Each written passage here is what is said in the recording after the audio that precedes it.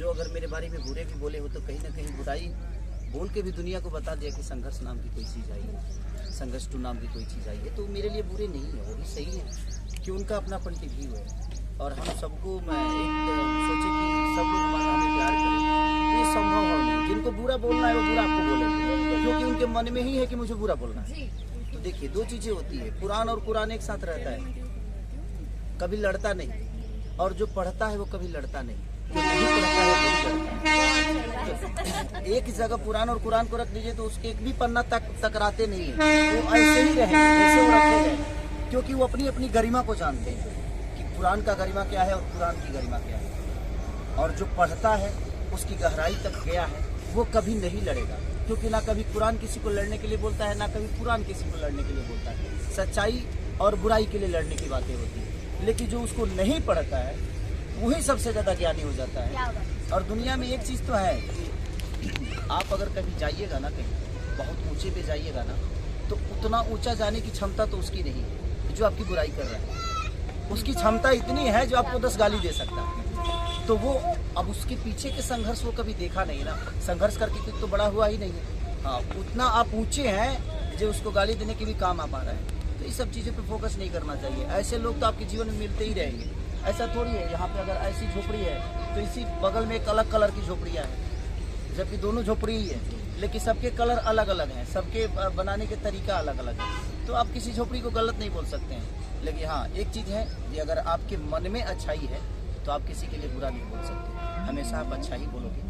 तो आप मान लीजिए कि वो दिल से भी बुरा है और नियत से भी बुरा है, और उसका कभी भला हो नहीं सकता, क्योंकि वो दूसरों के लिए जब अच्छा नहीं सोच सकता तो उसके लिए कौन अच्छा सोचेगा। तो ये चीजें हैं, बाकी कोई बात नहीं। क्या बात, इनके साथ काम किया तभी तो ये गॉडफादर बने ना। कैसा लग रहा है? देखिए, गॉडफादर का मतलब होता है पिता, मतलब साया, और गॉडफादर मतलब होता है कि जो अपना नहीं है, भगवान है, और वो मतलब हमें हर हाल में हमारा साया बने है। सर के लिए मैं इसलिए बोलती हूँ गॉडफादर, अभी बहुत लोग बहुत सारी चीज़ें बोलते हैं, पर सर के लिए मैं इसलिए गॉडफादर ये शब्द इस्तेमाल करती हूँ। ये बहुत बड़ा मतलब है इसका। वो इसलिए है कि मैंने बहुत मेहनत की।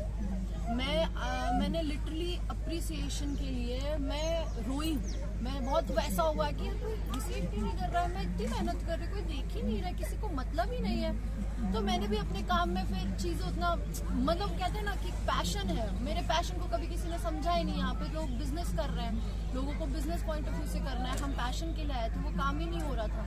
तो हम भी काम कर रहे थे, लेकिन फिर सर से मिले तो सर में वो जज्बा देखा। मैं हीरो सारी और एक दो को छोड़ करके सबके साथ ही काम किया मैंने, पर मैंने सब में, अब बाकियों को बुरा नहीं लगना चाहिए, प्लीज़ आप लोग बुरा मत मानना, पर ये आपको सीखना चाहिए सर से कि देखिए, किसी से सीखना, किसी से कुछ सीखना ये बुरी बात नहीं। मैं भी सीखती हूँ सर से बहुत सारी रोज़ चीज़ें सीखती हूँ, और मुझे लगता है सुबह में सीखती हूँ, शाम में भूल जाती हूँ, और गुस्सा भी होती हूँ कि मैं कुछ सीख नहीं पा रही, बट सीखती हूँ। सीखना चाहिए सभी हीरोज़ को। अब जैसे हम हीरोइनों से सीखेंगे या जो भी है, तो आप लोगों को भी सीखना चाहिए कि काम के प्रति ईमानदार होना बहुत ज़रूरी है।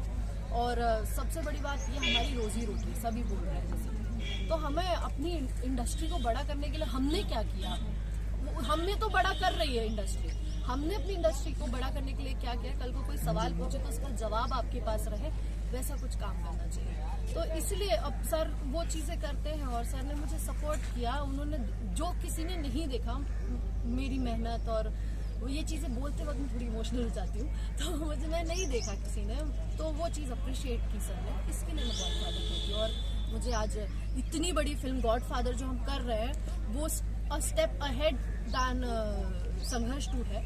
ऑब्वियस सी बात है, हर इंसान को अपने पिछले काम से ज़्यादा अच्छा काम करना चाहिए, और बहुत अच्छी फिल्म है ये। मैं ऐसे एक नॉर्मल सी चीज़ कहूँ तो ज़िंदगी है, बस जो हर इंसान की ज़िंदगी होती है, ज़िंदगी है।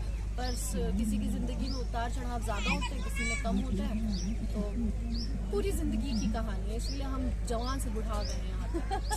क्या बात है भैया, ज्यादा देर में धूप बहुत लग रही है, बहुत देर से खड़े हैं, तो thank you so much sir. और यही हमारे देश की जैसा, thank you so much sir, आप लोगों ने अपना टाइम दिया सेट से निकल के यहाँ पर इतनी धूप में। हम और भी सब लोगों से मिलेंगे और आपको मिलाते रहेंगे। Thank you sir.